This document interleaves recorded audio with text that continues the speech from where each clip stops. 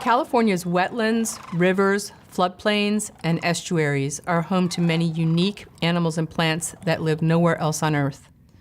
Their lives are tied to the freshwater rhythms of our climate, with our wet winters, dry summers, and occasional droughts and floods. Despite 40 years of laws designed to protect the environment, this biodiversity is at risk.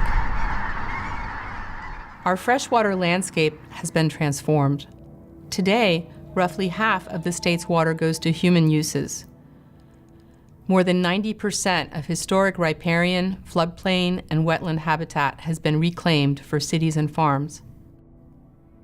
The number of native fish species that are threatened with extinction is growing, which will increase conflict over water supplies.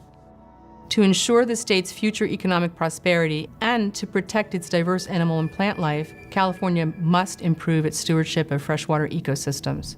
What we've done in the past to support our native species, especially our freshwater fishes, simply isn't working. We need a new approach. This approach has to take into account creating appropriate environmental conditions for our native species so they can thrive, as well as the conditions that humans need to thrive.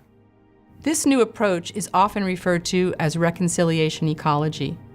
It recognizes that people and their activities are embedded in all ecosystems. Where possible, benefits for humans and the environment are achieved simultaneously. During the winter in the Sacramento Valley, flooding rice fields creates important habitat for migratory ducks, geese, and other water birds of the Pacific Flyway. This practice reduces the impact of lost wetlands while at the same time helping farms break down rice straw. Additionally, researchers have shown that these same flooded fields provide ideal rearing habitat for young salmon, increasing their odds of survival when they head out to the Pacific Ocean. California simply must improve its stewardship of freshwater ecosystems. Healthy rivers and wetlands reduce conflict between water supply for human uses and water needed for native species. And making our rivers better for swimming and fishing and other recreation has major social benefits. We need new policies and practices that allocate environmental water more effectively and that provide reliable funding for aquatic ecosystems.